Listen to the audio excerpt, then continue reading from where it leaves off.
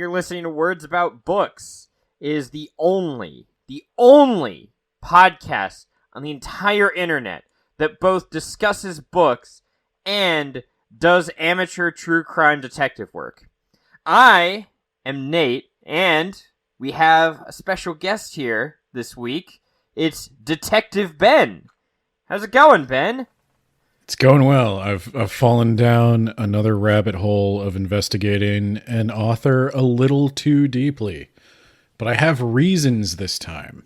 Today I am presenting to you a local book, well, local to me, not to you, from a man who not only lived in my town, worked in my town in pretty much the same job I currently do, but he wrote a book about a guy who lives in my town and works in the same job I pretty much currently do.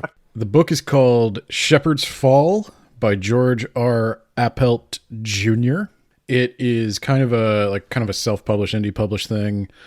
It was written in 2012, and I started looking into this guy. So the way I came across this book was a friend of the show, Brad, a.k.a. Isekai Sensei Sama, of... I will insert somebody else saying the name of the podcast so I don't get yelled at again. Oh, I can do it. Can you do it? What's the name of Brad's podcast? All right. That I'm also on. Oh, God, I swear I just saw it and I was like, oh, I remember that. It's that time I got reincarnated in the same world as a podcaster. That time I got reincarnated in the same world as an anime podcaster. Ah, you're right. Damn it. I missed a word. Damn it. Yeah. It's a toughie. I tried. But it's going places. If you want to hear me just criticize anime fandom month after month, go ahead and tune into that. All right. So, yeah, Brad gave you Brad handed me this book. Brad knows George Appelt, and he worked with him, but they hadn't talked in several years. He just knew that I did this podcast, and he found this book that George Appelt had given him, and he was like, you might want to talk about this on your podcast. And I was like, well, I'll read it, and I'll see what it's like, and maybe I will. And so I did. But as I started reading it, I'm like, honestly, it's not bad. There's some issues, and we'll get into that. But as like a debut novel, self-published, without like a lot of support, he was active in the local writing community, but not a lot of like publisher support. It's really not bad. I mean, it doesn't have that like self-published feel to it. It feels more like a grocery store paperback almost. Just step like above Eden. Definitely a step above Eden. So I got interested in it, and I was like, oh, I wonder what this guy's doing now, because if this is the debut, I bet he got better and better. I found out he wrote one more book in 2013, and then his social media says working on a sequel, and then he vanishes from the internet. His website is no longer there. His Twitter has not been active in years. His Facebook, as I understand, has not been active. I don't have a Facebook. Yep, I looked him up, and around the same time that the other stuff goes quiet, the Facebook goes quiet.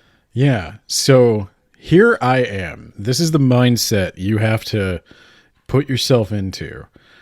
I am from central Pennsylvania, and it's just going to come out as you look into this book that I live very close to Harrisburg. I have worked in Harrisburg. I'm not currently working in Harrisburg, but I think I may have worked in the same business park that the character works in. You mentioned that to me in a text. You're like, I recognize this building he's describing. He goes to somebody's apartment, and I know what apartments the guys are talking about.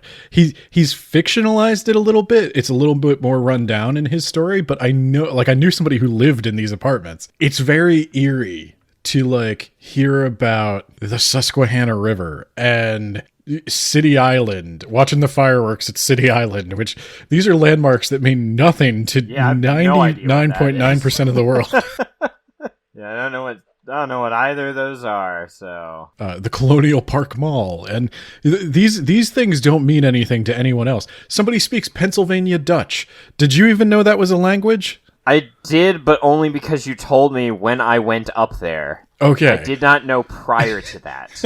Okay, I don't know if anyone else in the world even knows that Pennsylvania Dutch exists. Or that there's a large population of Dutch people in Pennsylvania. Yes. They're it's the Mennonite Amish population speaks Pennsylvania Dutch. So I bought my bike from guys who were born in Pennsylvania, but also not native English speakers. It was not their first language. So it was weird. It was really weird it took me out of the story numerous times because I was just laughing at the idea that there's ghosts on the way north out of Harrisburg. It's not his fault. I mean, there's nothing inherently bad about it or takes you out of the story. It's just weird. And maybe this is how people from New England feel every time they read a Stephen King book. I don't know, but I've never experienced it. If you ever get the chance to check out your local writers' meetups and somebody's writing horror stories about your town, I recommend that experience. But also in that backdrop is this dude just wrote a book, 2 books, and disappeared. I have no idea what happened to him. Like I said, I looked at his social media because I was going to give him a heads up that we were doing this. And I had our friend Brad send an email, send a Facebook message, no response. So tried to get a hold of him. Maybe he doesn't want to talk to us. That's a distinct possibility. But ordinarily when I tell an author we're covering you or we're thinking about covering you, they at least say, oh, great. Go to hell. Or something. I get some kind of response, but this was this was nothing. So I don't know, George. If you're okay, let us know. I would love to talk about some of this, but I guess we should probably jump into the story. So Shepherd's Fall. Are you laughing already? I'm ready for this. So Shepherd's Fall is your classic American haunted house story. But there are a few things that distinguish it. One of them is the absurdly short chapters. So I don't know if I even think this is a bad choice, but this is another thing that was a little weird to me. How long do you typically expect a chapter to be, Nate? Outside of Something Wicked This Way Comes, anywhere from, I would say, 10 pages minimum. We're going at average 20 to 25, at most 40. Chapter typically. 2 starts on page 3, and chapter Okay. 3 starts on page 4. Oh! So these are very, very short chapters. He gets in, he gets out. Each chapter usually has one scare. And I think by the end of the book, it's not very long. It's about 273 pages. You can't get the paperback anymore. Well, I guess you can get it secondhand, but if you want it, it's on Kindle. There are 89 chapters in a 270-page book. So each chapter has a scare. So the way this book is set up is, it's your American family buys an old Victorian house, sinks all their money into it, so they're stuck there. Yeah, don't ever buy anything old Victorian. There's nothing good about that period of time. Just... The husband Okay. doesn't want the... No, I agree. Okay. I don't know if you were joking, but I just generally agree with that statement. As a horror fan, I'm not going to buy an old Victorian house. I'll buy a new Victorian house. Something built in the last 2 years. Yeah, something I want a warranty on the roof, Yeah. Something with modern heating. Oh, it's funny you should mention that, Ben. I don't want to derail your conversation, but let's face it, I do that all the time. We had really horrible winds, and some of the damage happened, and, I called a roofer, I need you to come out and fix it. And they're like, hey, find out who did your old roof, because it's been less than 5 years. There might be, a warranty that will be voided if someone else works on it. And so I dug through all my paperwork. It turns out it's some guy who doesn't even understand English very well, because I saw his invoice where he misspelled a bunch of words. Just some asshole whose business address is his house. So yeah, there's no warranty on my roof, is what I'm trying to say. Oh, no. Oh, no. So yeah, this guy buys an old Victorian house in Pennsylvania. Yeah, as you do. It's just north of Harrisburg, somewhere out in the sticks. I think it's out towards like maybe Lewistown or something. Did you check to see if this was a real house, Ben? So the town the house is in is set in a fictional town called Templeton. Okay. But all of the towns around it are real. So the guy works in Harrisburg, which is a real place, capital of Pennsylvania. He moved there from Philly. Which is a real place, you know. Yeah, that's probably the one most people know, the big cities, and probably the one most people think is the capital of Pennsylvania. That or Pittsburgh. Yeah, it used to be the capital of the United States. Yeah, I was gonna say those are the two big ones. I guess The Office made Scranton famous. And delicious Hershey's chocolate. Hershey is very close to Harrisburg. I've been there. I applied for a job there. Didn't get it, dicks. So, have you gone to where Templeton would be and, like, gone to investigate? I haven't gone recently, but I have been to the area I suspect Templeton is in. And is there a creepy old house out there? No, I mean... Possibly with a dead author inside of it, and, like, mystery solved. I hope he's okay, but I don't know. Sorry, I'm derailing us, like I always do.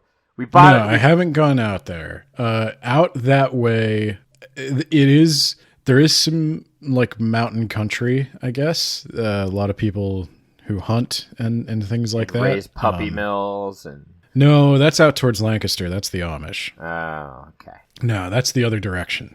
Okay. Lancaster's I gotta say, southeast. this is kind of weird that you know so much about this. Yeah, I suspect if the apartments are across the street from the Colonial Park Mall, they are probably the Colonial Park apartments. And if that's 10 minutes from his office, there's only a few office parks within 10 minutes of the Colonial Park Mall.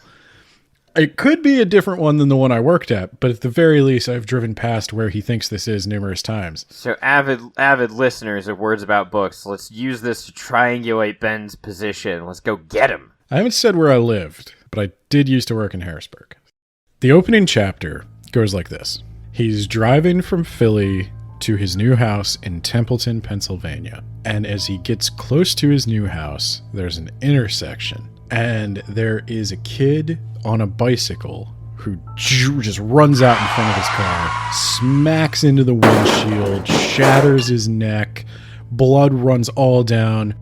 The wife and the young daughter are screaming at the top of their lungs. And the guy's like, "Oh my God, what have I done? Oh my God, what have I done?" Slams on the brakes, checks to make sure his family's okay, looks to see them staring at him like, "What the hell are you doing?" He looks back at the windshield. It's fine. There's no kid. It was a ghost kid. Oh my God. What's more, the wife and child haven't seen it. All they saw was this man screech to a halt at nothing. Crazy person. Well, that's going to be the trick here, isn't it? He hallucinated this. So then, a couple more chapters, which is to say a couple more pages, we get to the house, and the movers are moving them in, and one of the movers is going up the stairs carrying a large mirror, and some ghostly hand shoves one of them. The mirror falls, shatters. The guy who was on the bottom of the mirror falls down the stairs, and a chunk of the mirror lands in his gut and, like, cuts him in half. Only this time, not a hallucination. Oh. That actually happened. Oh. Yeah. So, starts out, that's page 10. That's page 10. That's page 10 and chapter 23. It's page 10, chapter 4. So, I assume you're familiar, even though you are not a horror fan, with the traditional haunted house story. Yeah, I played Betrayal at House on the Hill enough to know you can just do whatever the fuck you want. So family buys a house they can't afford. Why did they get it so cheap? well, it's probably haunted, but like, oh, we don't believe in that. We're modern people. And then things move and sounds are heard and somebody sees an apparition and the kids start acting funny and the dog barks and then the dog dies and then it escalates and escalates and escalates until... Oh, the dog dies? No, there's no dog in this one. Yeah, you think you just like, all right, I'm just going to light the house on fire and collect the insurance money at this point. The dog dies in The Conjuring. Remember that. Oh my god. They usually don't go that far. They usually don't kill a dog. But killing a dog is shorthand for shit just got real. So. Oh yeah, it's also like I'm angry.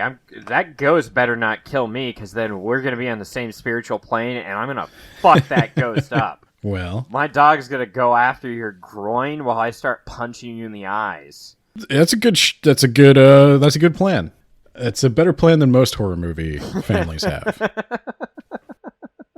But yeah, the traditional haunted house story is a very slow build. So, is this a slow build? Because from what you told me, it sounds like not so much. It's just like not at all. And this is going to be, in some ways, I see that as a positive because there are a million haunted house stories. So much that I have actually read master's theses on, or theses, I don't know how you guys say it. Thesis. On the American haunted house story of like, why does this story keep popping up? Why does it resonate with so many people?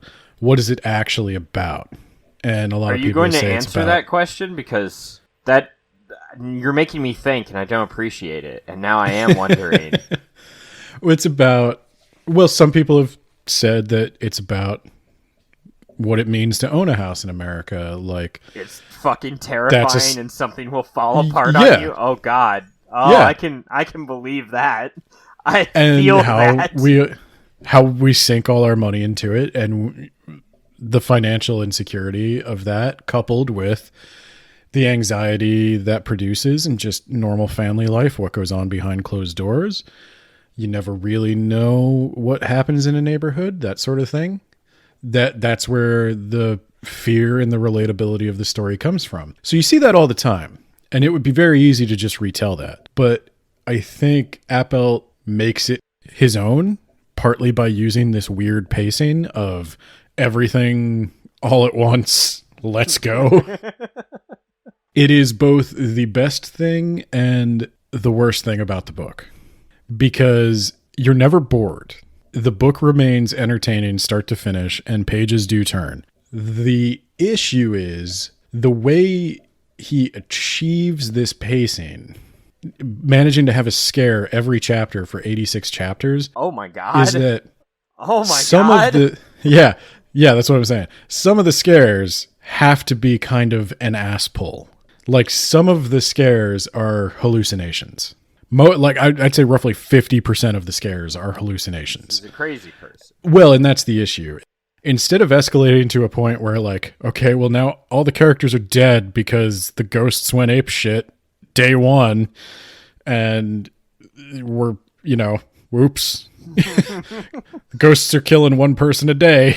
There's only 3 people in the house. So, no. So instead of having that be the way it goes, they have these hallucinations, and some of the tension for I'd say like the first third or maybe 2/3 of the book is he going to be able to keep it together well enough to live his life without getting institutionalized or getting divorced or losing his job, because he's really unstable, or he appears to be really unstable to everyone around him. And eventually it crosses the line where I personally would not feel safe in that house, and it has nothing to do with the ghosts.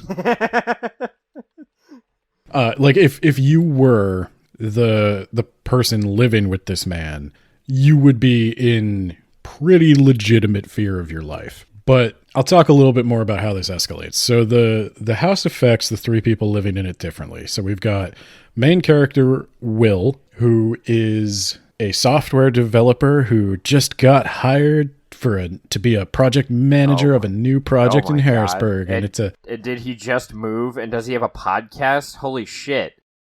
He doesn't have a podcast or indeed any hobbies. He works all the time. Oh, okay. Has that been your experience? Is that When I moved to Harrisburg, I probably worked 60 to 80 hours a week. Oh, gross. I think my record is I left the office at 3 a.m. I've never spent a full night in the office, though, which some people I know have. Okay, so yeah, I'm on board. No hobbies, works all the time, just moved to Harrisburg. Okay. This seems legit. The difference is I was fresh out of college. He's married with a kid. I don't even think I could do that just being married now. Even dating, I couldn't do that.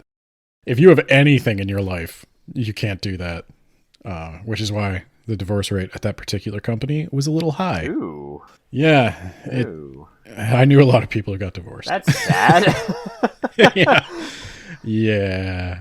So he's got this new job. He's working all the time. The wife is absolutely in love with the house. She was the one who wanted the old Victorian. She has been craving an old Victorian. Apparently she was like, I don't know, orphaned as a kid or something. She's got some weird relationship with home and family.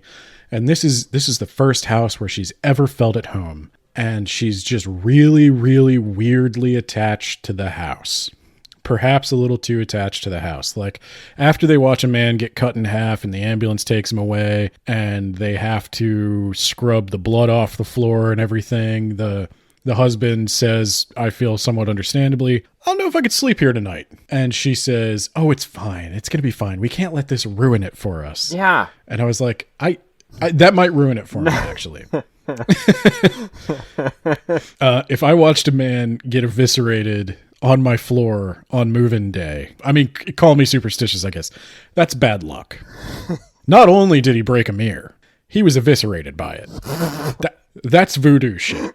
Okay, I'm out. But he was having weird hallucinations before he went to the house, right? He was, yes. So he's crazy on top of being haunted. That's got to be double sucky. We'll get there. Maybe they need to pour salt on him and light him on fire. So the young girl, I think it says how old she is at some point. She never seems to go to school. I don't know if it's the summer, though. She doesn't seem to be... She cannot be older than 8. And I would actually say, like, maybe 4 or 5. She, of course, has an imaginary friend. Oh, and I'm sure that this is just an imaginary friend that's in her head and not some sort of, I don't know, evil apparition that's telling her to do bad things and might want to be with her forever. Yeah, it's that second one. Oh. So That's there's a unfortunate. neighbor, an old man who has lived there his whole life, owns the farm across the street, and he knows a secret about the house. Does he warn them not to go into that house? That's the one trope Oh my god. he doesn't do. That old man does not warn them not to go into that house. That is the only trope. We didn't have time for that. That dude gets eviscerated before anyone had a chance to warn them. It would seem like he got there to warn them. He saw the dude eviscerated and he's like, you figured it out. The old man who lives next door, I think his name's like Harry or something. Everybody has like very like old white people names. Like they have a friend named Gretchen. Oh god. Yeah. The only And, like, Gretchen I know. Actually, I know 2 of them. One of them's like 80 and the other one's like 60. Yeah, not a popular name. I mean, I'm sure there is a young Gretchen. Maybe it's making a comeback. I don't know. It goes in cycles, yeah. But we've got the husband, the wife, the daughter, the old timer. The old timer wants to keep an eye on the family. So here's what the old guy knows, but we don't know what he knows because of clever writing. One of the things I would say with a book like this, 90% to 95% of the book is from Will's perspective, with the remainder of the book being split between the wife's perspective, the old man's perspective, a friend's perspective, someone at the local newspaper's office perspective, and a police officer's perspective. God. Are these like recurring perspectives? Some, but you know, they only get, with 86 chapters, some means a lot. But like to say that the wife gets 10 chapters is to say that the wife gets 20 pages. It's really, there are only changes in who is the viewpoint character when some information needs to be communicated that the main character is not present for. And it feels a little bit like a movie cut. I understand the choice. I think maybe I'd have limited it to the main character, Will, the wife, the friend, and the old man. And I would have given the wife especially, but also the friend and the old man more page time. They're interesting characters. What he does with them is good. If the wife had gotten a little more development, this could be a 5 out of 5. But she's a little underdeveloped, and that winds up sort of sapping the end of some of the meaning. Okay. The old man knows that everyone who has ever lived in this house has died in this house. Well, actually Often died violently. in the house. Okay. Yeah. I was gonna say if you give it enough time, you could say that about every house. But no, I get your meaning. Everyone who has bought the house has then gone on to die inside of the house. There was an old corrupt PA state senator who blew his head off. Please tell me this is a real senator. I don't think it's based on a real senator, but let me tell you about the PA state senate for a minute. There was his friend Martin was the next owner, I believe. He lived there without incident for a long time. His wife eventually got an illness and died in the house, and it was suspected that maybe Martin gave her a little extra dose of something to help her pass quickly, and then Martin was found to have hanged himself. They also suspect that about my grandmother, maybe accidentally giving too much morphine to my granddad, but... Oh my god, are you going to edit that out? You're the one editing. Do you want me to edit that? I don't know. She's dead too, so I mean... Oh, okay. She died last If you want year. that out there. I'm not against that. I mean, I totally understand. Like, it seemed like a mercy thing. The wife was in pain. It didn't seem like a malicious thing. It was the one murder that was kind of an anomaly, because often the house is violent. But... we will find through the friends' investigations that this house has killed all of its owners all the way back to pioneer times. Oh my... Wait. Wait. Did the pioneers come across a house built in the old Victorian style? No, Nate. Uh-oh. Because I hope you're ready for this trope. It used to be a teepee or a wigwam. This house is built on cursed land. God damn it. Is it an ancient Indian burial ground, or is it just cursed? It is not an ancient Indian burial ground. He did avoid that trope. But you should have leaned into it. Come on. I forgot, because there is another perspective they cut to. Kind of. It's not a perspective. Will manages to hallucinate back into, like, the 1600s, I think? What? Or maybe the 1500s? Like, this is another perspective? Well, Will... like, he goes out into his backyard, and then all of a sudden he finds himself, like, hallucinating back into when it was all, like, untouched forest. And this is another bit of, like, I think I know why he did this. This was another one where it was like, I think the problem here is this was his first novel, and he had a lot of ideas, and these are good ideas. But he threw every idea he had for a horror novel at this story, and it's just too much. So it's like Cabin in the Woods, except played straight. Yeah, a little bit. and just with haunted house stuff. You've got Only haunted house stuff. You've got the murder redneck zombie family, but also when you escape that, there's a killer mermaid down there, and and Dracula is out over in that castle. Frankenstein's coming for you, both the doctor and the monster. So Will hallucinates that he is seeing the Iroquois Indians, or was it the Susquehanna? I think it was the Susquehanna, maybe, that lived along the Susquehanna. I think that's why it's called the Susquehanna. And did he imagine them, like he hallucinated them coming together with some turkey, with some white settlers? And No, it's really not, it's not racist. Right. He knew what tribe would be in that area. I don't know how much he knew about their customs, religion, legends. Okay. Here's why. Because, okay, so there's a particularly harsh winter, and they don't have enough food stores to make it through the winter. So 2 of the Indian dudes propose to the village matriarch that they go to the Forbidden Land Okay. to hunt, because no one goes there, so the game is probably not depleted. But it's forbidden. Yeah, she's like, don't go there. You'll die if you go there. Oh, they did do the trope then. Just not for the main characters. Yeah, well, it's not an ancient Indian burial ground. Oh, no, somebody does warn them. Yeah. Oh, you're right. Yeah, you're right. Don't go in there. You'll die. Yeah, no. Okay, so the matriarch does warn these two guys not to go. But they go. Reluctantly, she gives her blessing.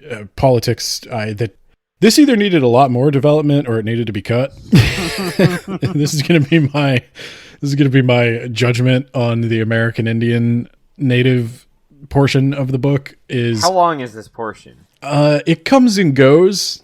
Oh, so he has multiple hallucinations of this. Yeah, he does. Yeah. Is he secretly a Native American? The reincarnated? No. Okay. Fortunately, no. Okay. No. He's not not Johnny Depp, is what you're telling me. No, he's not. He's not Tonto. This is not going to get real weird. Okay. So they're going off into those forbidden lands anyway. So they go off into the Forbidden Lands and they all get some mysterious illness. Which again, anthrax. Great idea. They all have this weird illness. Nobody knows what it is, and it never comes up again. Oh. So again, great story idea. Use it somewhere else.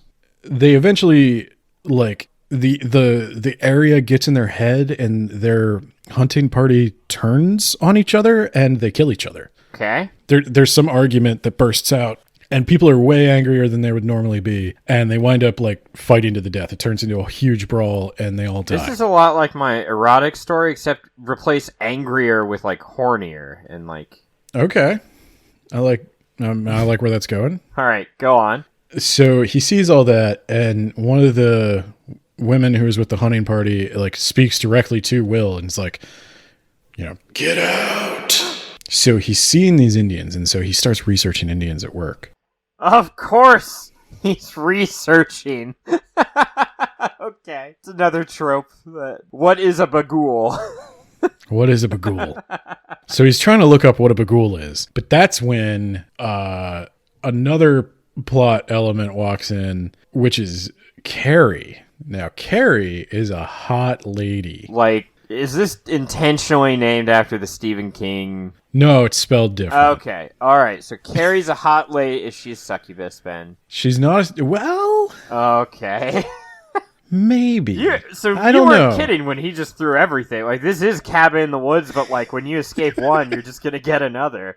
You get away from those redneck zombies, but there's Dracula biting you in. There's a twist coming up with Carrie. Okay. Oh shit. So the main thing Carrie represents, and quite possibly the only thing Carrie should represent, is a challenge to Will's marriage. So Carrie is a hot young lady who likes Will, has a crush on Will, and she's younger than him. Oh my god! Now, so this is where I'm confused. Has his marriage already been on the rocks at this point? Like, has it already been kind of not great? No. Oh, but it should have. Because he's a crazy person who. Well, no, not because he's a crazy person, but because if, like, a really good horror story will use the horror kind of symbolically. Like, if you want to have a happy ending horror story, then the ordeal you go through, the horror, should also maybe mirror some life situation. And through going through the ordeal, you learn and grow in such a way that you're a better person, you're a stronger family, when you come out. Yeah, you learn to appreciate life by cutting off your hand to get a key or something. I gotcha. Yeah, and well, so in this case, I was thinking, like, if you started with a marriage on the rocks, they move into the house, the ordeal of the house, like, if they give in to the dissolving marriage, if they give in to their flaws or whatever, their vices, then the house will take them and they'll lose. But if they can resist, if they can hold on to each other, if they can learn to appreciate and trust each other, maybe that's the key to getting out of this. But that's not the conflict. Their marriage is pretty stable. I think Appelt wants that to be the conflict. I definitely get the vibe that that is what he's going for. And this is why I say the wife not being super well developed is part of the problem. So her character, her entire character, is she's his wife. And she's mysteriously infatuated with the house. Carrie's entire character is she's some young hot thing who likes him. And Will is the only like real person in that equation who has a choice to make. So and the choice is Sarah, not threesome. Sarah is simply the right choice, and Carrie is simply the wrong choice. And the reason Sarah is the right choice is because Will is married to her, and marriage, that's what you do when you're married. Oh. You're faithful and monogamous. And Carrie is a young seductress. Now, here's the weird thing with Jezebel. Yeah, she's a real homewrecker.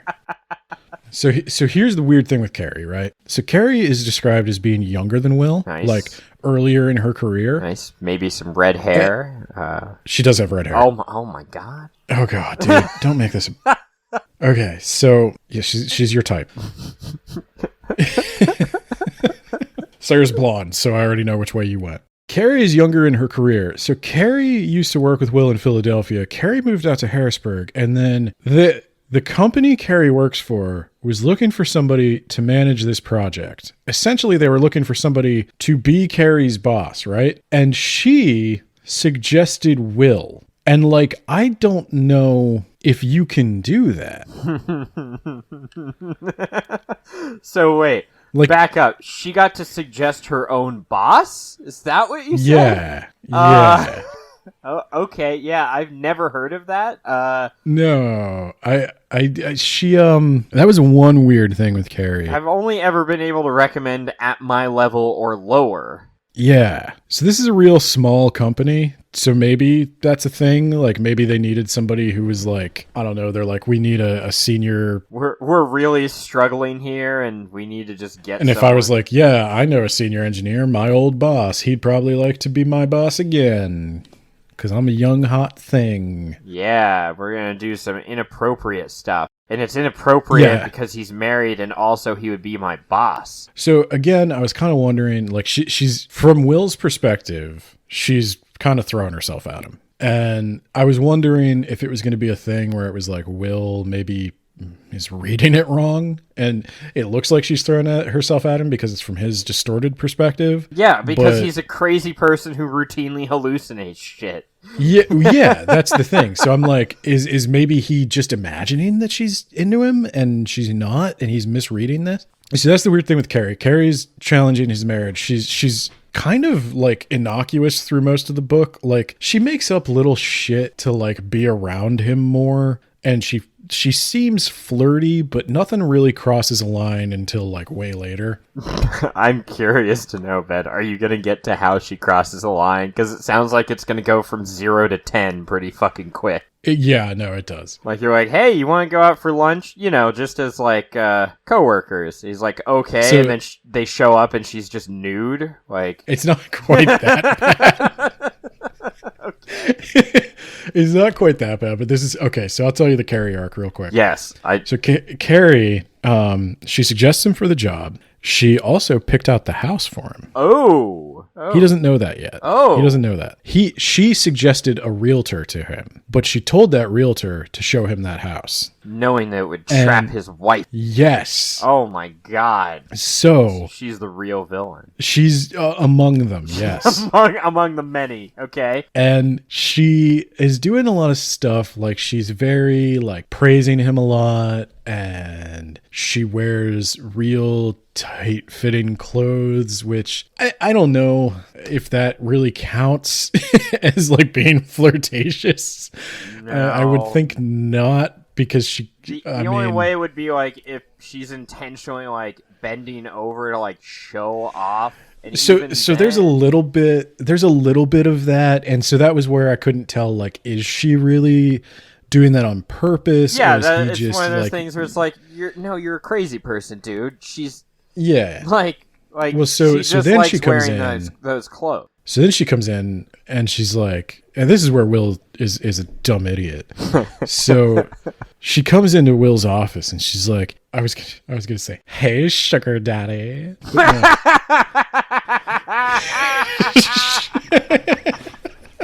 I feel like you have to keep that in now, in that exact voice.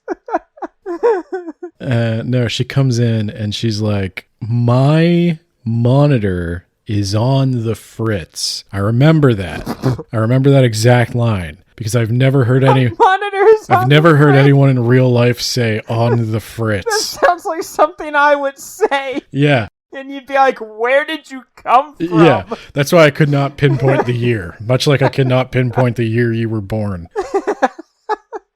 So her monitor's on the fritz, right? And she's like, "This is the 4th time since we got here, and I need to use your computer." Now, I'm a programmer.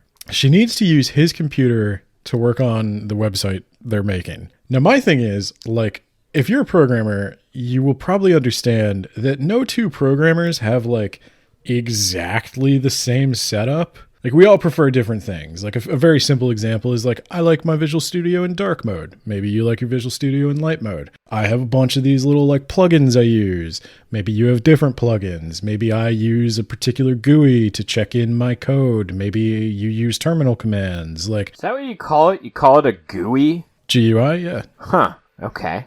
Yeah, so I would like, no two programmers have their shit set up the same way. And if I had to work on somebody else's computer, I could, but it would be very inconvenient. It would not be my preferred way to work. He couldn't just say, put in a ticket with the support team and they'll get to it in a few days.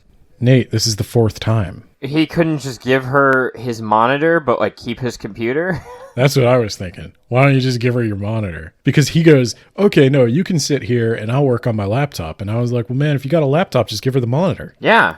So I'm like, okay. It's pretty easy. So this is where it's kind of like, Will is an unreliable narrator now. I actually like this little exchange. You know, now that I'm thinking about it, I'm thinking to myself like, Will, you're a fucking idiot. Like, just give her the monitor. Like, this is a weird situation. But now, yeah, I guess it makes sense. He is a crazy well, no, person, now that I'm thinking about it, I think this was Appelt telling me, Will kind of wants this. Will knows that's a lame excuse to be near him, and he's not telling her no. So Will not a very good guy. I think this is actually a subtle thing. I like it. I take it back. I like this scene. This is a good way of showing that Will is kind of an asshole.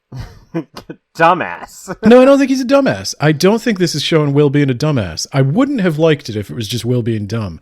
The more I think about the scene, the more I think this is intentional. I think Will knows it's a weak excuse, and he doesn't care. He rolls with it because he wants to be sitting real close to her. Yeah. Oh my god. Yeah. So that's going on. Other people notice too. Other coworkers notice. And there's some weird like subplot where like a guy named Steve didn't want Will to work there. Like, Will took his job and Steve doesn't like that. And that goes nowhere. Steve. Okay. It's like, all right. It's literally just like, I don't know if George Appelt knew a guy named Steve, and he was like, and by the way, fuck Steve. Yeah, Steve, you suck. Steve, if you're listening, get fucked. Yeah.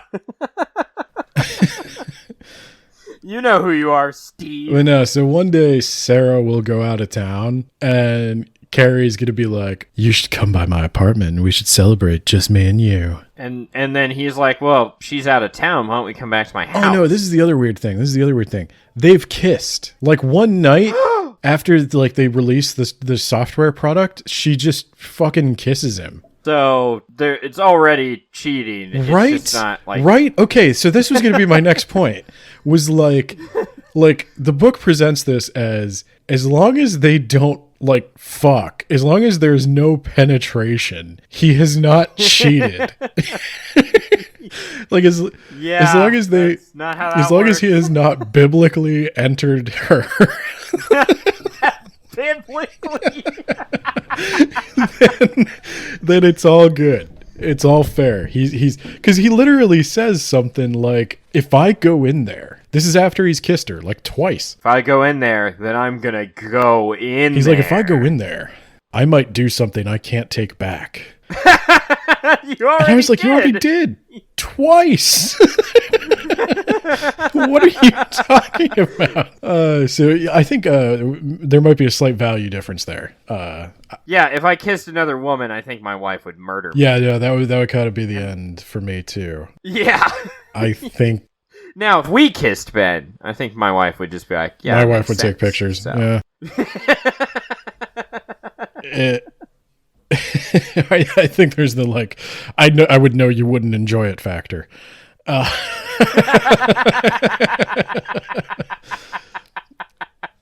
It's interesting. Yeah, I mean, maybe that's just a value thing. I know different people draw different lines with regards to what is and is not cheating. I would suspect, though, from what I read of this book, that his wife Sarah would regard this as cheating. So does he go in there? Yeah, he goes in there.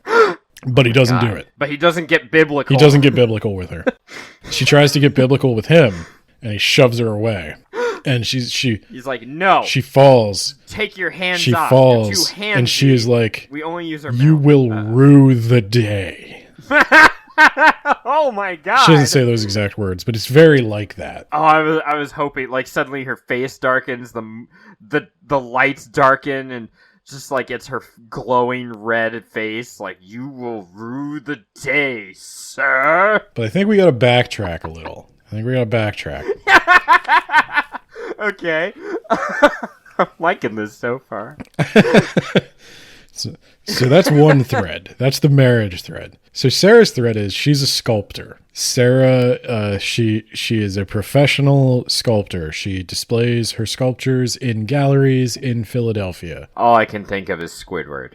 It's not unlike Squidward. So she's like really in love with the house. She's in some kind of like dazed fog most of the book where she can't sense anything about the house. Is that because of the house? Yeah. Or is it because she's also a crazy person, but in a different way from her husband? Yeah, so there's a little bit of like a Haunting of Hill House thing going on here where like the house is taking her. We also find out that anybody who is like the Haunting of Hill House, everyone who has died here is a ghost here. They're stuck here. Oh, okay. And the big bad ghost that really seems out to get everybody is called Celeste. Now, would you guess what the daughter's imaginary friend's name is? I want to say that, is it Celeste, Ben? It's Celeste. That's the name of the evil ghost, Ben! That is the name of the I evil bet that's ghost. unrelated. That's a pretty common name. Okay, so little kid, they have a friend who's going to come over. Not the little kid. The parents have a friend who's going to come over. Aunt Gretchen? Yeah, this is Gretchen. So Aunt Gretchen's going to come over, and Aunt Gretchen is a new agey, a psychic Wiccan lady. She likes crystals. Oh, that's not where okay. Well, I mean, chiropractors sell crystals, so I don't know. Yeah, no, so she believes in like ESP and magic and all that shit. And does she have one of those meters and like a UV light? No, she's not quite a ghost hunter, but she believes in ghosts. She claims she can see ghosts. Now, okay, you piqued my interest. She comes over, and as soon as she gets into the house, she's completely sick. Like she has an instant migraine. As soon as she walks in the house, she goes to go to set her stuff in her room, and she's like talking to the little kid, playing around with him. Dies. She's just like headache. Oh, and everybody has a headache all the fucking time in this book. I forgot to mention that, but just assume if I'm talking about somebody, they have a headache. Yeah, I'd be more worried about a brain tumor if I'm. He has a lot of symptoms of a brain tumor. We're gonna get to that. Okay. Okay. So. Yeah, she's feeling like shit, and then the wife is like, maybe you need to eat. And so here's dinner. And then right when Will is bringing like the spaghetti, I don't know what it is with horror stories and spaghetti. Uh-oh. Don't eat it. There's poison in there. Right as Will is bringing the spaghetti, that juicy, maybe it's like creepypasta, like spooky spaghetti. And okay. I had to. Fucking Celeste is just standing there.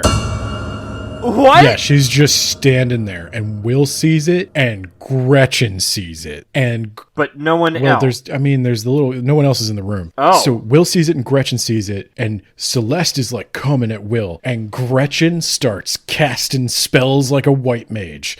She's just, What? I mean, not quite like that. She starts doing some like chant, like you need to go into the light. She tries to do some like amateur, like, Barnes and Noble occult section exorcism, and it doesn't really work, but it does, like the ghost does leave eventually. And then they're like, oh my God, you saw it? We both saw it. Like that was a full floating apparition, whatever. And they're freaking out. And Sarah's like, I will hear none of this. I will hear nothing bad about my house. You're both against me. You're both just trying to convince me to leave the only place I've ever felt at home.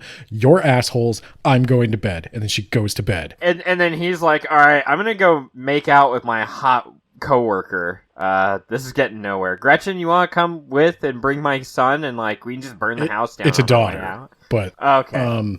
Oh, that's right. Yeah. So Gretchen, like they stay up all night talking about all the shit that's been going on in the house. Did they do it in the house? What?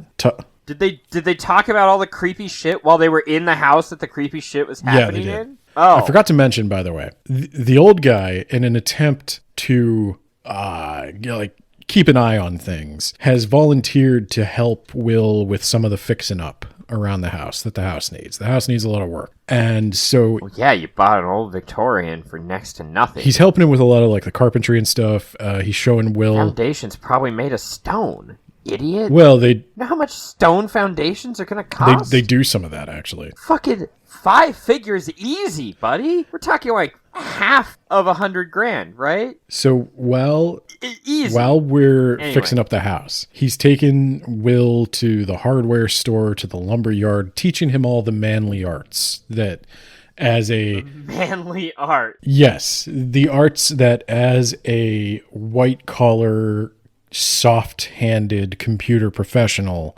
Will has never had to engage with. Well, I was going to say, like, just take some alpha chat and start picking fights. I mean, that's all Start you need. throwing boulders at your foundation. One of them will stick. You goddamn right. One of them will just be your new foundation. Yeah. And it might crush some fucking ghosts along the way. Well, while Will is out at the lumber yard, at the hardware store, he sees this gun. And it just calls to him. I was going to say, does it start talking like the gun from Family Guy? It doesn't talk to him, but he's just like... If you squeeze me really hard, I make bad people go away. I don't think... God. you might know this. The only thing I can compare Will's urge to hold the gun to is if you've ever been addicted to nicotine. Oh my and God. like sometimes you're just sitting there thinking, like, the way a nicotine craving kind of works is you just think like, that'd be really nice to have a cigarette right now. God damn, it'd be really nice to hold a gun right now. Yeah, like if I could just be outside, it'd be fun. I'll just step outside for a minute, maybe just have a quick one. And that's how Will approaches these guns. Because there are many. There's more than one now. He just sometimes he just comes home with guns. He just brings guns home. He's got a gun cabinet. And his friend is like, why do you have a gun cabinet? And then she sees the ghost, and then they forget about the gun cabinet. And that seems pretty reasonable. You're hallucinating, and you're seeing a ghost, and like, why not get a gun and start shooting? Yeah. So the old guy's like, yeah, you gotta have a gun. You live in the backwoods of Pennsylvania. Everybody has a gun. Do you have a gun, Ben? I do not have a gun. I have never owned a gun. Oh my God, idiot! You live in Pennsylvania. You gotta get one. I don't go out into the woods all that often. Well, if you got a gun, you could start. Anyway. So he gets a gun. The hallucinating man gets a gun because... So that was just an aside. I'm just letting you know. Fucking America! I'm just letting you know guns are present in the home. And so they stay up all night talking about ghosts and shit. And so eventually she goes back to her room where she sees some dude in Civil War clothes standing there. And she's like, oh my God. And then she realizes like some ghostly scene is playing out before her where this dude in Civil War clothes walks in on his wife cheating on him. And he... With a man from the South. No, I think he's from the North, but... Oh. He shoots the dude, and then he shoots the woman. And then she's like, I gotta get out of this house. And she leaves. That's Gretchen. Gretchen takes off. So Gretchen makes the reasonable choice of like, yeah, okay, no one's listening to this crazy shit. This is the second time I've seen a ghost, at least the second time. I'm out. Have a good life, guys. Hook me up later. Hit me up later if you're still alive. So she leaves. She gets a hotel. Will goes out for his morning run, notices her car is not there. And then right at that moment, she calls him on his cell phone, which also confused me about the year. So he pulled out his not quite a flip phone, not quite an iPhone. Yeah, he pulls out some sort of communication device, and he starts... He pulls out a briefcase. He's talking to Gretchen. She's like, yeah, I couldn't stay there another minute, but don't worry. I think I have a lead. So Gretchen...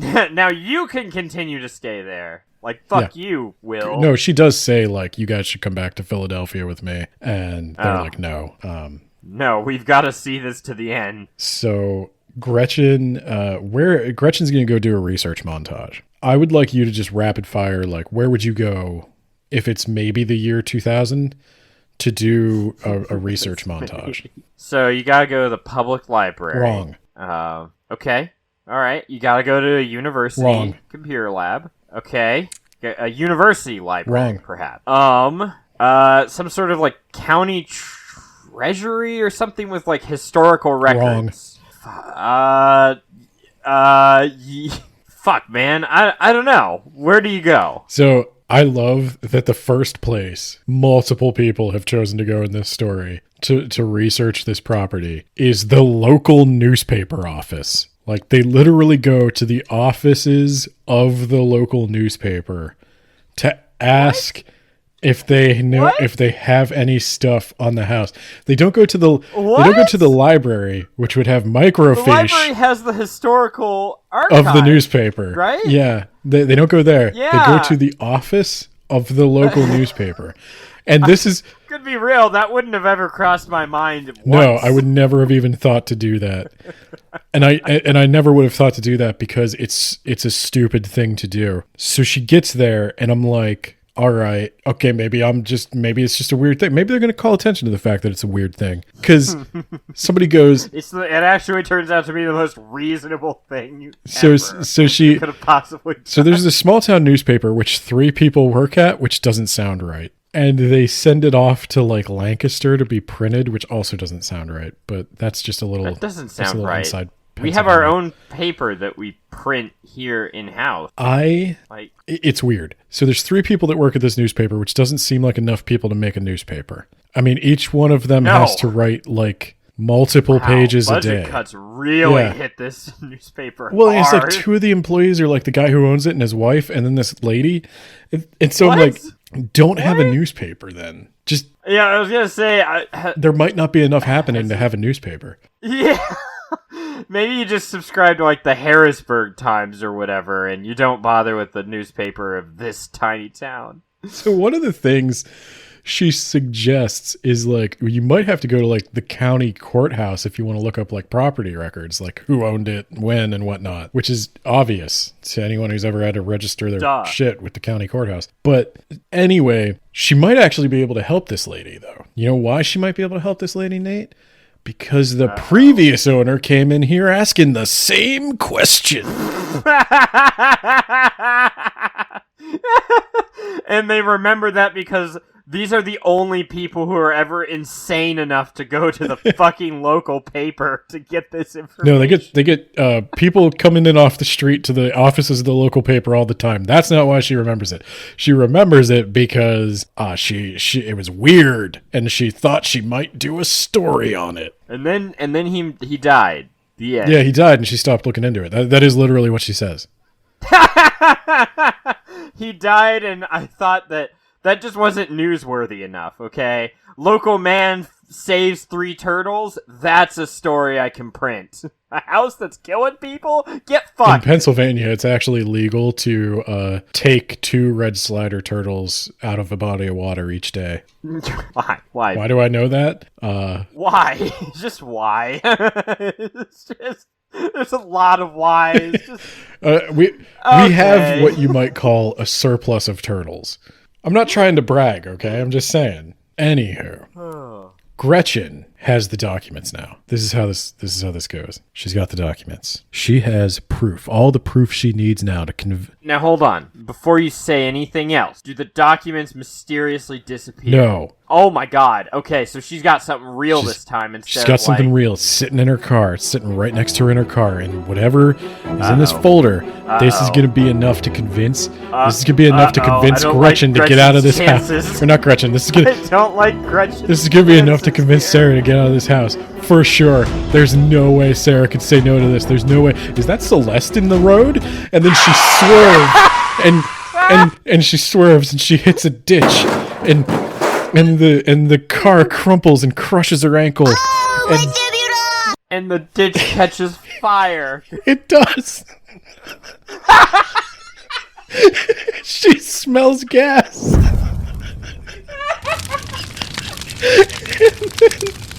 She can't get her foot out. Oh, my debutant! She fucking explodes.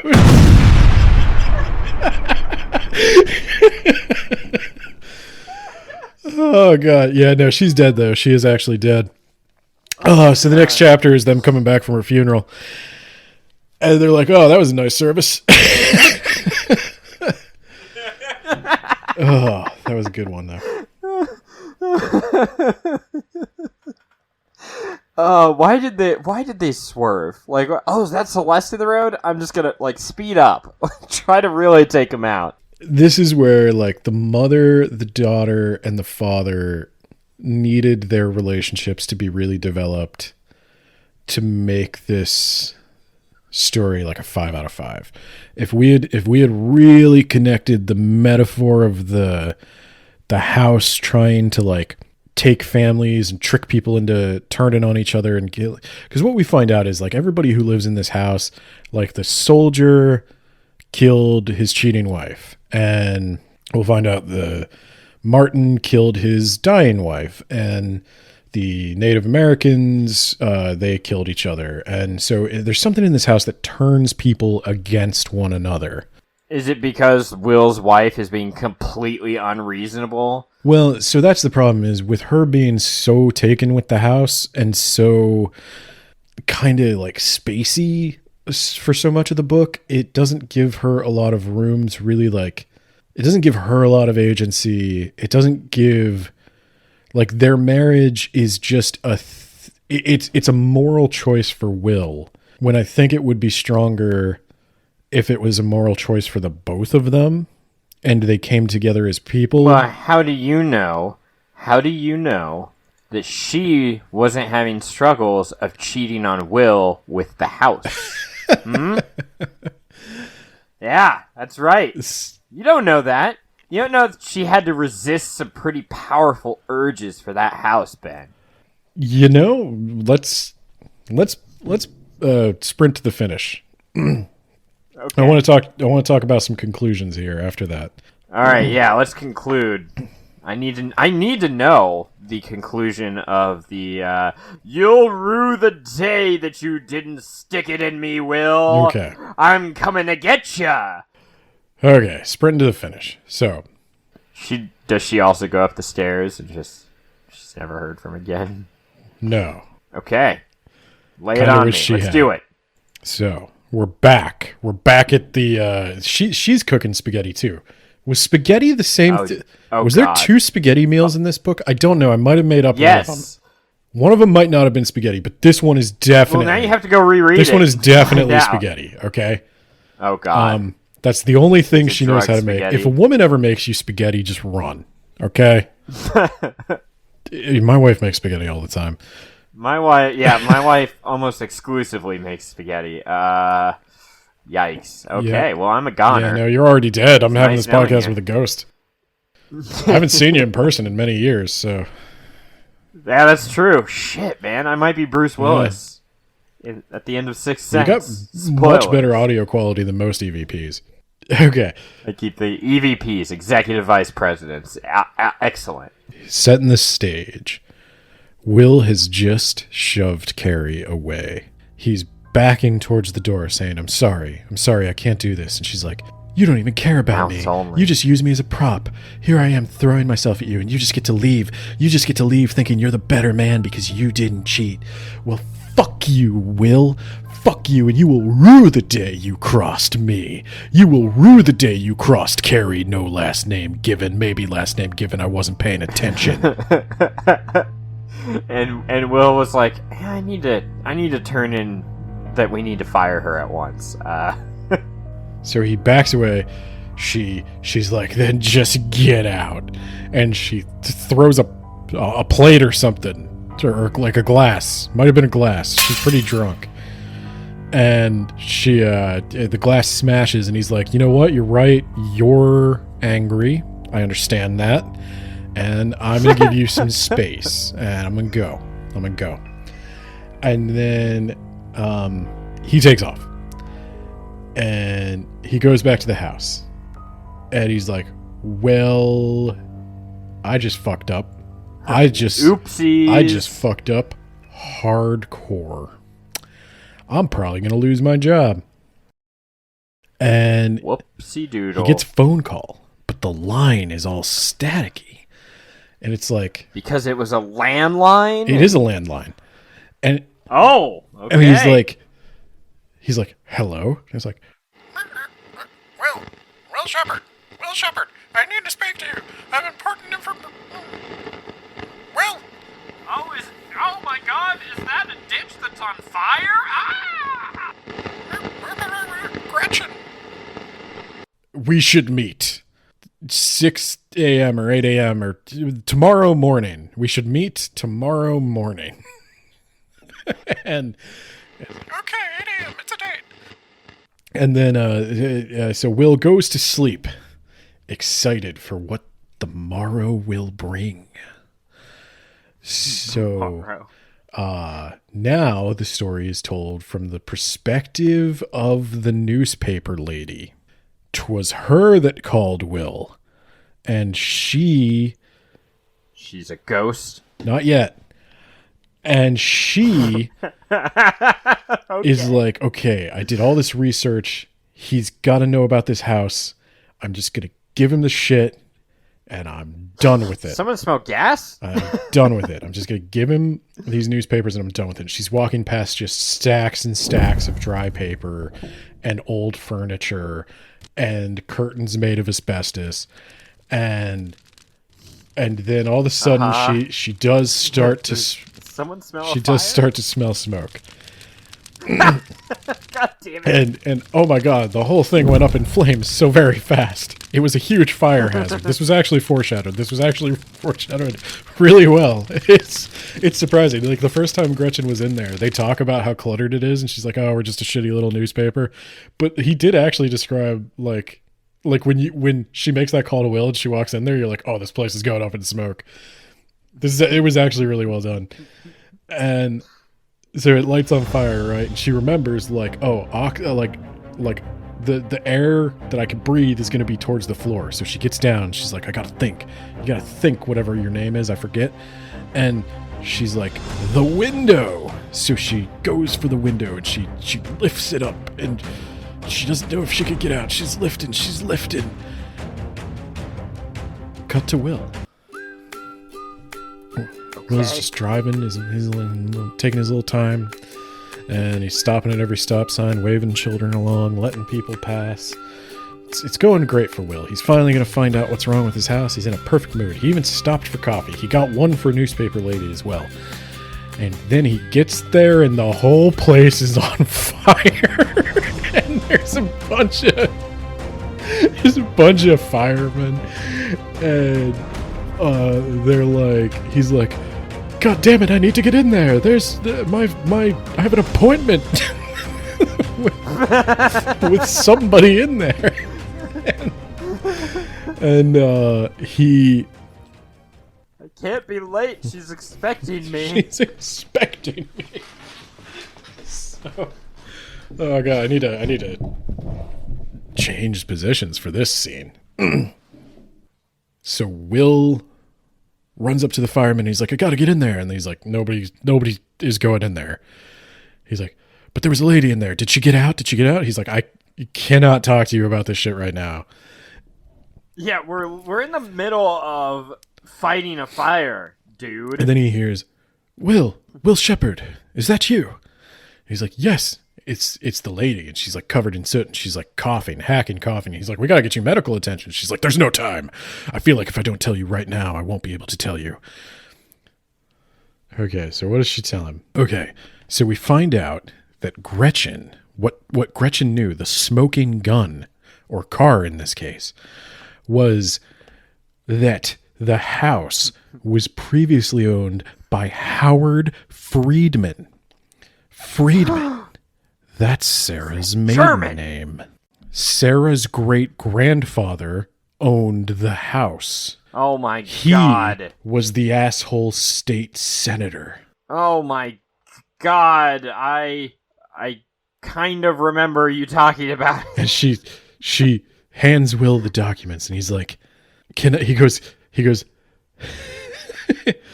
How can I ever make it home if everyone who tries to make it home with this document dies? Lillian looked at the folder with a hint of regret and then glanced over her shoulder at the burning building. I was going to write a story about your place, you know, a human interest piece. But after today, I don't think I want any more to do with your property. If you don't mind me saying so... Is she not dying? I think you should get out of there as soon as you can. Will looked past her at the burning building. You think the fire has something to do with my house? She gaped at him. Yes, that's exactly what I think. I know it sounds crazy, but a demon dwells on that land. And it didn't want me to tell you. A demon? Will didn't find the idea as absurd as he would have a few weeks ago. Yes, it's a demon, Mr. Shepherd. It fell to Earth during the Great Rebellion and has been linked to that location where it crashed. Maybe the beauty of the place kept it there. More likely the dimensional veil caused by the demon's fall enables it to draw spirits back from the other side. Either way, it has remained, and it feeds on the suffering and pain of anyone who lives there until it sucks them dry. Then it either kills them or drives them to kill themselves and others. Will sat in stunned silence. That was the smartest goddamn thing he'd ever heard anyone say. I made that last part up. But that's how he reacts to it. And that is like, oh my God, that explains it all. And then he's like, oh my God, thank you so much. He looks back at the newspaper building, looks back, she's fucking gone. She was a ghost. She died in there. So she... Oh. She smuggled the documents All out right. with her ghost powers. So, we're sure she's a ghost and he's not just a crazy... I'm pretty sure she's a ghost because, like, so here's the thing. Like, I was reading that and I was like, whoa, lady, you are inferring a lot about demons and like, great rebellions and everything. But I think what we're supposed to take from that, she's not inferring that. She knows that. You know who told her that? Fucking God. God told her that. And he was like, you know what? I had enough of this demon in this house killing people. You know what? Give him the documents. Divine intervention. I'm giving, and you tell him that I said that a demon gave you those. Or no, that a demon's there. Sorry, God was a little distracted there. So the demons, that's like freezing temps, fingerprints, and I think ghost orbs or something. So he needs to go get those to divine what it is. I think it's ghost writing. Yeah, you're right. It was ghost writing. Yeah. Okay, so I'm trying to piece this all together in my head. So why does it matter at all that she is related to the asshole senator? Because there were people dying on this land before that guy. Because that guy is the one that killed Celeste. It sounds like Celeste kind of had it coming, though. No. It sounds like asshole senator was saving the day. No, we found out that Celeste was actually just... Celeste was his secretary, and he was Stuppener. I was not picturing a fully grown woman when you talked about the daughter having an imaginary friend. What in the fuck? I was expecting a little girl this entire time, Ben. Yeah, I guess you're right. It is weird that a full-grown woman pretended to be her friend. Okay, so the senator was getting biblical with her. Well, so he threw her down the stairs, and she like broke every bone in her body. And you know who was watching? Were these like marble stairs? You know who was watching and like saw it go down? Harry, but he was a kid. He wasn't an old guy back then. He was a kid. Oh my He god. was watching. Harry was the guy who hung you? No, Harry is the neighbor. Yeah, Harry's the neighbor. So he was watching. And this is, you know, so I did say, like, there's all these, like, weird, like, side plots and side threads where it's like, why is Sarah so infatuated with the house? Why is Harry involved? How does this come around? Like, surprising number of these, like, I'm making fun a little. I'm playing the dramatics up a bit, but, like, a surprising number of these threads are actually tied up at the end. You could debate about maybe how well, but like there was definitely like a reason all these people were connected to this house, which I think that definitely deserves some attention. So Harry saw Celeste go down the stairs. She then turned her head and looked at him, and he ran. So all these years, Harry thought that she lived because the cover story was that the senator's secretary that he was shtupping got pregnant and she went away. And Harry believed that. He thought even though he saw her die? He didn't see, she wasn't dead when he left. Okay, but he saw her be thrown down the stairs. Yeah, he did see her get the shit kicked out of her. So the cover story was she was pregnant, so I threw her down a flight of stairs. No, he didn't mention the I threw her down the flight of stairs part. What he did after that was a little cask of Amontillado thing where he took Celeste, still alive, but, you know, with her bones shattered, and bricked her into his basement wall, which is where the foundation comes into play. What? Oh, okay. Well, if they would have fixed the foundation, they would have found that. Yeah. But also, okay, all right. Why did he do that? There's a river. You told me about the river. Yeah. He's also a senator, and like, I mean, I know they can't technically get away with murder. If it's any consolation, Nate, he was not reelected. Oh, well, there's your term limit right there. I don't know why he made up a cover story that ruined his political career. That was a little odd, but... Yeah, it's also a little odd that the kid saw him third down flight of stairs. And his cover story was that she was pregnant. Harry feels guilty about it. He's not... I mean, that's why he kind of... I didn't hate this. I'm presenting it maybe not in the best way, but Harry has an unexplained, like, guilt and attachment to the people who live in that house. He feels like he owes them something. And well, you so, don't. Well, I think maybe he feels like he should have said something that night. I mean, at the very least, he watched a woman get her ass kicked and didn't say anything, which is not good. So Harry is kind of awful. He was a child. He was like 8 years old himself. You're not a child anymore, Harry. But he has carried that guilt with him. I think that was good. Interestingly enough, Harry gets more complexity in his character than the wife. Harry is actually a very well-rounded character with flaws and strengths, and you can like him because of that, whereas the wife is just very one-dimensional. And I think if we could have brought the same level of depth to the wife that we brought to Harry, we're looking at a 5-star book. But that didn't happen. So anyway, now Will's got the documents, right? Will's got all the proof he needs, but he gets a call. It's the office. That website we just released, it's gone. It's just fucking gone. Is that something that you can do? No. Oh my god. But the book acknowledges that. So the book is like, how? What do you mean it's gone? It's not online. It's been deleted from the server. Okay, he's like, so where are the backups? Where's our data? Where's all the source code that we've been working on? It's gone. Deleted from the repos. Deleted from the tape backups. Everything. Okay, so how do you fight magic is gone that could just influence everything from everywhere? So you know who was in charge of writing the backup scripts? Okay. It was Carrie. Is Carrie a Celeste? And I'm going to be real with you. I don't fully understand what happens from this point on. Okay. There is some creepypasta level twisting and turning that goes on at this point. I cannot lie. Will goes back to Colonial Park Apartments. He doesn't call them that, but that's what it is. I'm going to say that's what it is. Sorry, Colonial Park. And it's not this young, nice neighborhood he saw before. It's a shithole. And he goes back to Celeste's apartment. And he knocks on the door. And this lady from across the hall is like, "What are you doing?" She's been dead for 50 He's like, years. I just had dinner with this lady last night. Where is she? And she's like, "That apartment's been vacant for 2 months."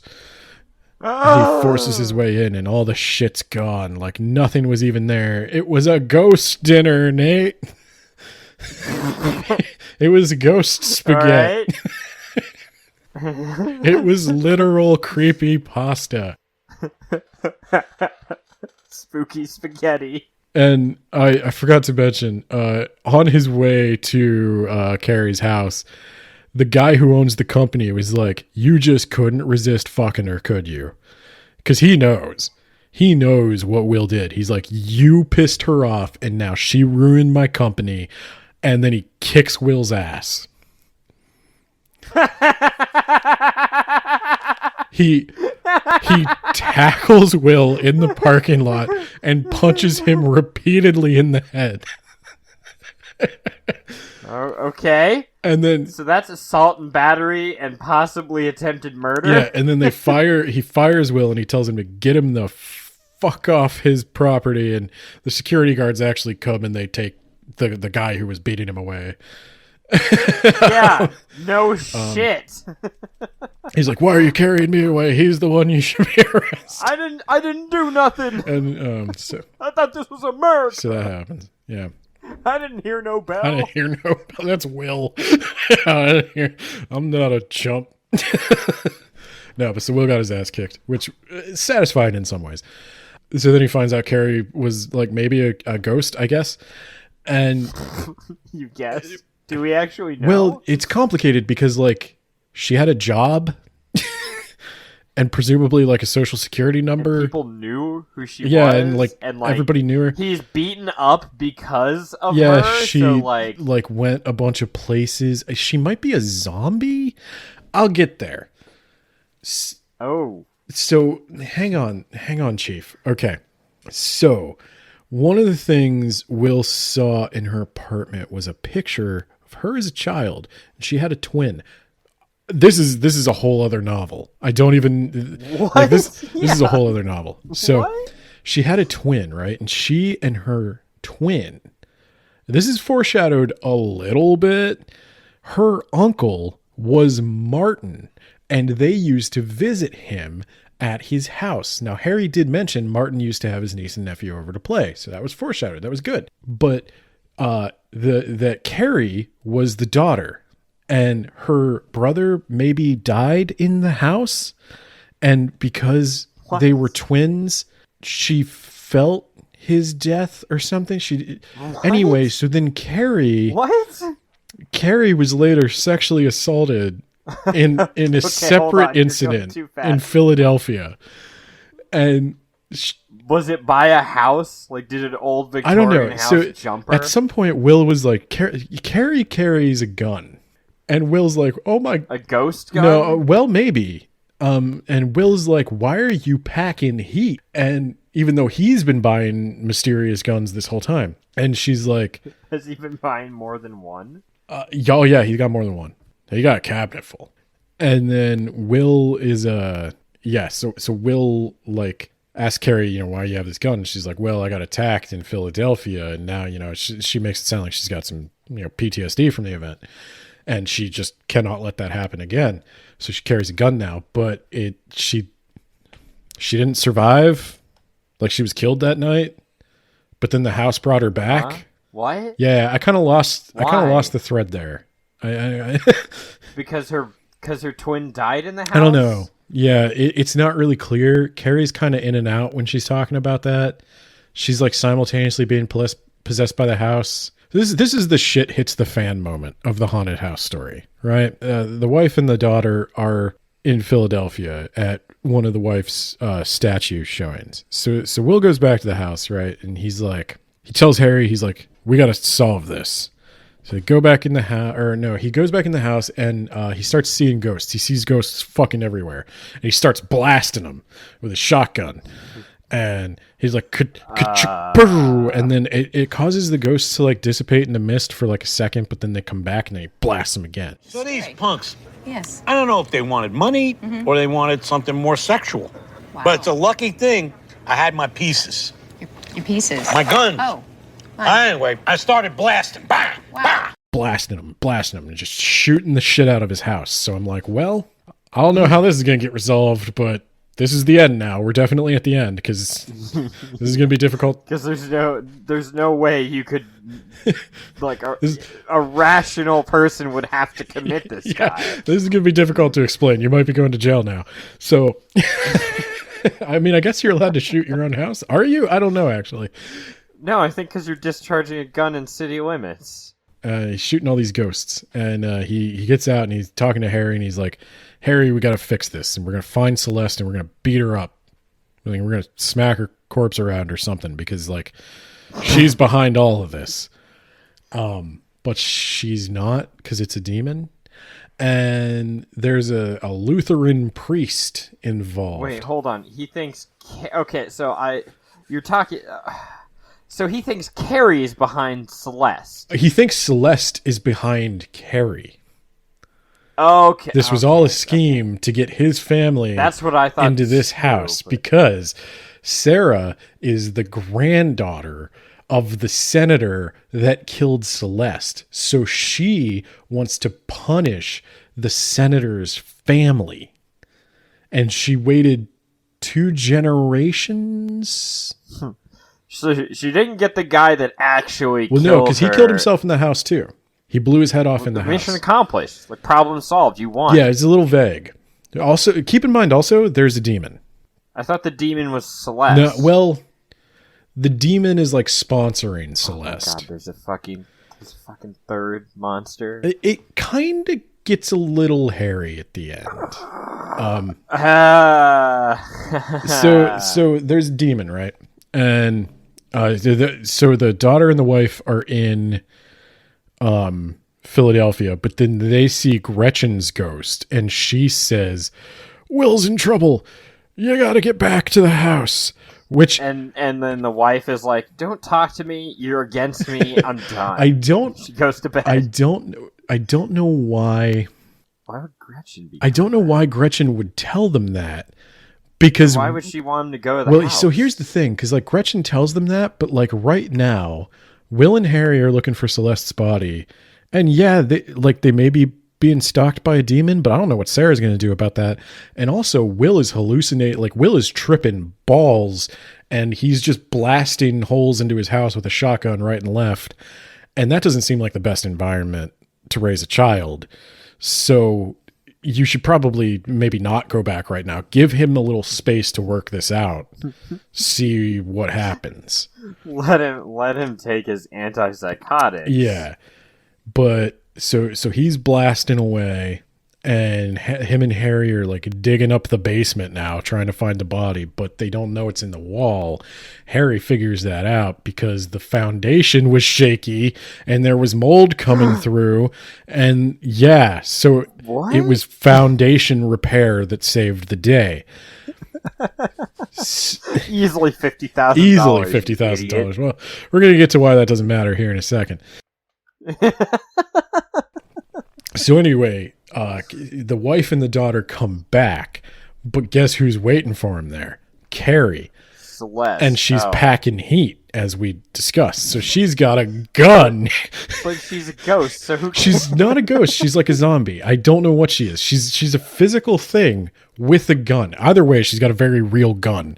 And it is pointed at the daughter. And why the daughter? Because I don't know. Will, I mean, I don't know. He's kind of wishy-washy on whether he wants to stay with Sarah, but presumably you love your children unconditionally. I don't know. So so Will's trying to talk her down, right? And then she's intermittently possessed by a demon that might also be Celeste. And Oh my god, what the fuck? And then there's a Lutheran pastor. He's another side character who's been around. But the Lutherans don't have a rite of exorcism, so he's just gonna like pray outside the house for a bit.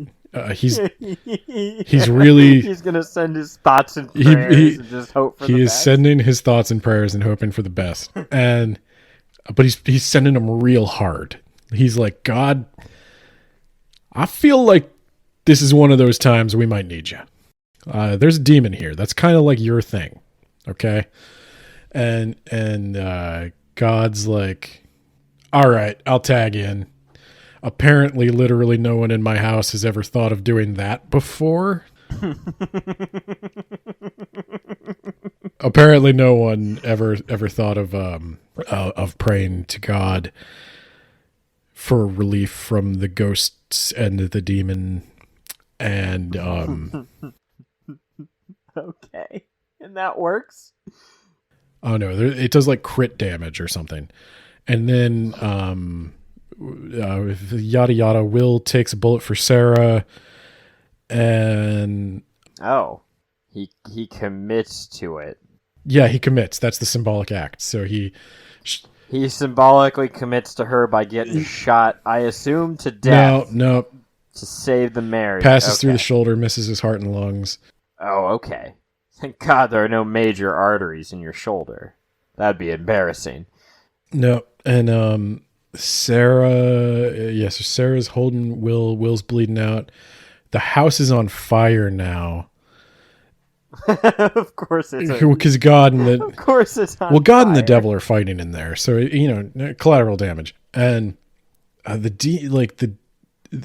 demon like is going to come out of Carrie and attack him, and then a cop comes in and like mows Carrie down, and then that's just how you deal with her. Yeah, huh? no, this woman who didn't exist somehow and hasn't been there for 2 months and is maybe a ghost ? Gets shot. Yeah, she gets shot repeatedly by the cops. But the only way to stop a bad woman with a gun is a good man with a gun. Yeah, am I right? And then Harry is in the basement looking for Celeste, right? Well, he finds her and she is not happy, and she breaks his goddamn leg. But then the house is burning down, so Harry's stuck in there, and Will, I think, forgets to tell anybody. I think he's unconscious. He's unconscious because of the blood. Whoops. And so Harry's got his legs broken, but then the ghost of Martin shows up and carries Harry out to the backyard. Martin is Harry's friend who hanged himself, but he didn't really hang himself. The house did it. The house killed him. Harry's friend who is the twin of... No, he's the uncle of the twin. Okay, all right. Why not? It's a little... it's a lot for 270 pages. Oh my god. Yeah, this sounds like at least 2, if not 3 different books. It does. Now, let's talk, like, review, okay? Yeah. So we have our scoring system. Right? Go check that episode out. Yeah, so let's talk ideas, organization, and content. I am going to give it a 0.5, half credit for ideas, organization, and content. I think the ideas are solid. I think the content, pretty good. Organization, that's where it suffers a little. And that's where I think, like, I'm not sure what the editorial effort was here. We've talked about this before with like the John Bierce episodes where we know John Bierce hires a professional editor. And I think that really does help. I think there are 2 or 3 good books here, but when combined into one book, they all the threads kind of suffer. So there's a lot of stuff that happens in this story that probably shouldn't be in this story. This should be simplified a bit and then strengthen the character of the wife, strengthen the marriage angle, and I think we're dealing with full credit here. Style and voice, I gave this 1 out of 1. I think he took the old adage, write what you know, to heart. He knows Pennsylvania. There's a lot of Pennsylvania in this book. And I know that sounds funny because you've been to Pennsylvania and you know how exciting it is not. It's super exciting. I read a lot of signs while I was out there. But it's really cool to have like the local area explored in a horror novel. I really do think I don't know, it just adds something to it. I'm not sure how universal that's going to be, but it made me more aware of like the culture of the local area I'm in. I typically think of this place as having, I don't know, zero culture whatsoever, but it was interesting to relate so heavily to the setting. And it's not just that. I think also there's his choice of the non-traditional pacing, the dreamlike nature of it, the character whom the tension almost comes from the struggle of the character's sanity. Like, when is he finally going to go so far that he cannot be allowed to have his freedom anymore? And when he starts blasting those shotguns, I was like, oh shit, I don't know how this is going to end. Because, I mean, partly because there's a lot of stuff going on. Like, I think Carrie might have been one twist too many. I think it would have been fine if Carrie was just some weird, like, stalker who got him the job. Instead of some sort of weird zombie or ghost or, like, half ghost. Oh, maybe that's what it is. She's half a ghost because her twin died in a ghost house. So ever since then, she's been fated to be sometimes a person and sometimes not a person. Yeah, she's a weird one. Carrie was probably one twist too many. It did make the ending unintentionally funny. The Lutheran priest in the exorcism and the demon. I think it should be ghosts or demons, not ghosts and demons. There's maybe one too many bad guys here. Now he needed to lean more into it. There needed to be a mermaid. Again, there needs to be some sort of elderly, several 100-year-old gentleman who sucks blood and lives in a castle overlooking this house. And in the basement of that castle, there's a mad scientist. Like, we need to just lean all the way into it. Maybe there's a VHS cassette tape that they put in, and then it says 7 days. Oh. Yeah, exactly. Look, for the style, it has a style. It has a voice. The pacing is crazy, but there's something charming about it. I did keep turning the pages, and like when you find out Carrie's a ghost, you're like, what the fuck where is this going? And like I said, a surprising amount of it does get resolved. He definitely had enough here for 3 books. I might even check out his second book. So let's just finish with the ratings here. Word choice and sentence fluency, 1 out of 1. Writing's pretty good. Can't complain about any of that. That's one I'm going to say you really got to mess up for me to take away a point. Personal preference, this is what I was sort of just talking about. Giving it a 1 out of 2. It's not 100% my thing. The writing is a smidge old-fashioned. The way the characters all talk, they kind of sound like they're my parents' age, maybe even a little older. And it wasn't a theme I 100% related to, and I would have liked the plot to be just a little bit tighter. But keeps the pages turning, never boring, very entertaining. George Appelt, if you ever happen to listen, I hope I don't offend you by saying this, but when we read Southern Book Club's Guide to Slaying Vampires, this is the kind of thing I was hoping for.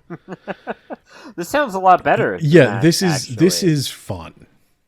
This is a lot of fun. This is that. I'm not going to lie. I was worried that there was going to be some sort of surprise sexual assault in this. I don't want to say it's lighthearted because it really isn't. The scares are good. The tension is good. There is tension. There are moments where it goes over the top, and that's the kind of cheesy horror paperback I like. And I don't think this was intended to be a cheesy horror paperback, but I also think you can't, like what Southern Book Club's guide made me realize is I don't think you can do it on purpose. I think you kind of just gotta write and see if you land in that category. And I think this wound up being about a 3.5 out of 5 for me. I would definitely read more by him. I think if this got wider distribution, it would be somebody's favorite book for sure. Yeah, that's Shepherd's Fall by George R. Appelt Jr. So do they live at the end? Yeah, they all live. Huh. Will did get fired, but he got a pretty generous settlement from the company in exchange for not suing them for the boss beating the shit out of him. Nobody ever found out what happened to Carrie or where she came from. They never got the website back. Okay. Sarah does not remember much of the time she spent in the house. And she doesn't seem to believe any of Will's talk of ghosts. All right. Twitter at us and Tumble My Dumble and you can follow us on Twitter at WABpod, where you can weigh in on important matters like why is it called a popcorn movie? You can follow us on Instagram at Words About Books Podcast. You could check out the blog where I keep writing weird random stuff at blog.wordsaboutbooks.ninja. Don't think we have anything else to buy me a coffee. Give me money. Buy me a coffee at buymeacoffee.com/WABpod. Yeah, that's perhaps the most important one. Should probably put that up front.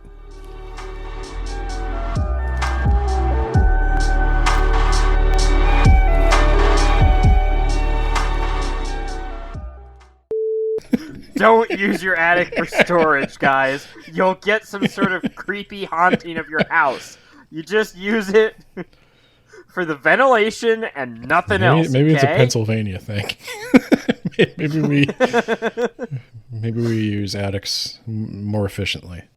Do they keep stealing the knowledge of all the people who they kill? Oh boy, that would be better. No. Fuck you, Will. Fuck you, and you will rue the day you crossed me. You will rue the day you crossed Carrie, no last name given. Maybe last name given, I wasn't paying attention.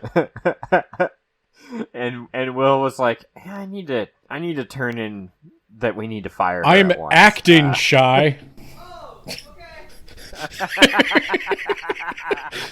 She thought I was yelling at you. Oh, here's a line for you. I'm flipping through the book, and it's just she lunged. The sharp blade sliced through his silk smoking jacket. That's how you're gonna die. Nice. Die.